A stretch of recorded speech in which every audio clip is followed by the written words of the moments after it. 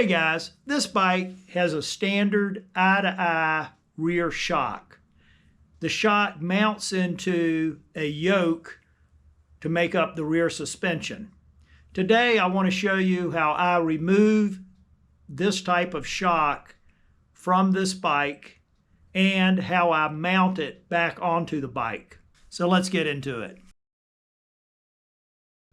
Okay, to start the process of removal, I'm just pointing out those are the two eye-to-eye bolts that I'm going to remove. First thing you need to do is make sure you got the bike, very securely, in some stands and in a place where it won't move around unless you want it to move. So first thing I'm doing is putting the front wheel into a stand. Here are the major tools I'm going to need: a ratchet, a wobbly extension, an 8mm. Then I have these two pieces here. Come back to that one, but this is just a piece of foam. I'm going to put it on the down tube to protect that.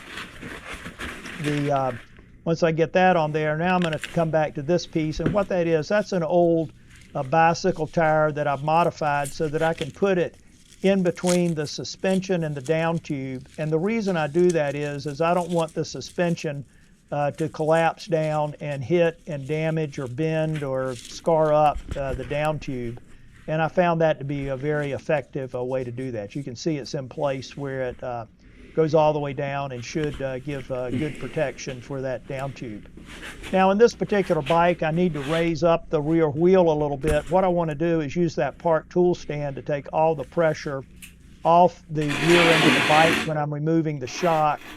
So I'm going to put a piece of wood under the rear wheel to raise it up, and I'm raising it up so I can get the park tool stand up under the seat like I want it. And here I'm putting the stand on it. I'm going to clamp it down here good. This is a very important part of the process. You want to make sure there's as little pressure as possible on the bolts of that shock when you remove it. So I've got it good and tight on there, and now the most important part of the stand, you want to go in and pull the stand up maybe 10mm, just enough to take the pressure off the shock in the bike. You're sort of just picking up the rear of the bike, taking the pressure off the rear end of the bike. Once you get it up, tighten it in, and at that point, you're ready to go in and start removing the bolts on that shock. Now, what I'm going to do here is get my 8mm and my wobbly, put them on there. As you can see, these will fit in both of the shock bolts. You may need different sizes, but in most bikes, they're the same size for both of the bolts. I'm just going to put it on, get my ratchet on, and just ratchet that off. Speed it up a little bit here so you don't have to see all of that. And once you get it off, sometimes this bolt is hard to get out. What I'm going to do is get a wooden dowel that's a little bit smaller than the bolt. Push it. Now what you need to do is pick up or wobble the rear part of the frame just a little bit, and it should pop it right out. And sure enough, in this case, it pops it right out.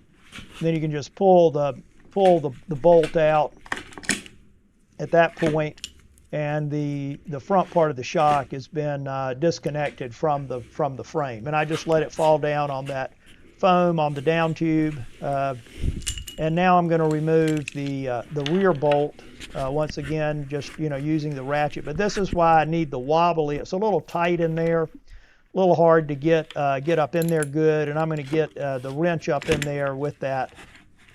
And just untighten it, and once you get it going good, there's no pressure, should be no pressure on it whatsoever.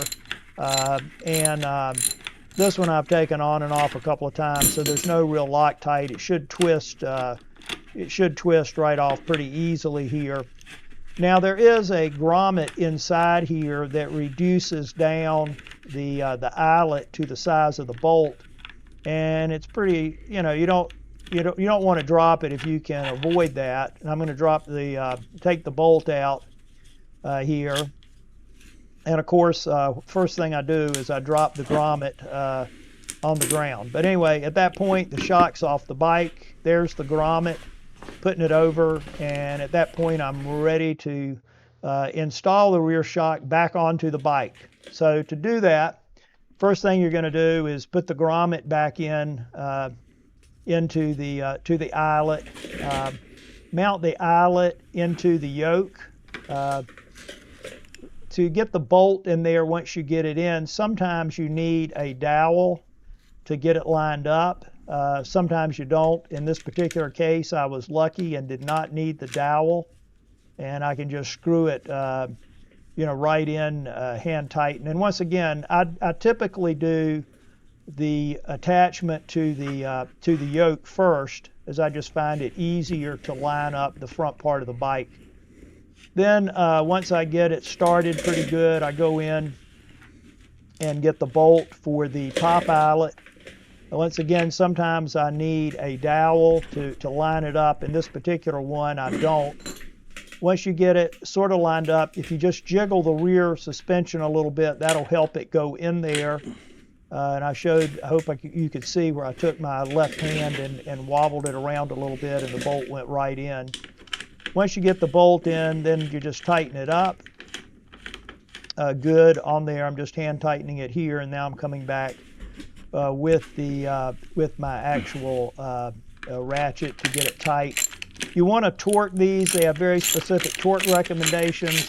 I have marked these bolts with some acrylic paint, and so I know exactly where I want it. So I'm just tightening them to the marks and putting them in at torque spec, doing that. So once I get them in pretty good, I'm going to go in and shake it, make sure everything's good in there, and then you can just put the final tightening on there.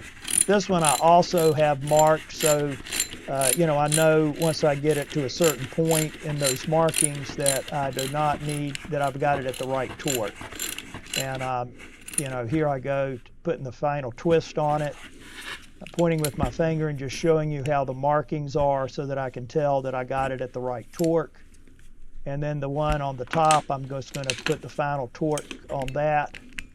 And it's not as easy to see the markings on this one, but if you look closely, you can see I've lined it up to the marking. And at that point, I've got the shock on the bike, and now I want to, get it out of the stand, take the foam off the down tube, take the park tool stand out. Just take your time. You don't want to damage anything here. Get it off of the piece of wood so that it's back down on the ground. Take the seat tube protector off. Like I said, get it up off of that piece of wood so it's back on the ground. But anyway, that's how I do it. I hope I've given you guys something to think about, and I'll see you at the top.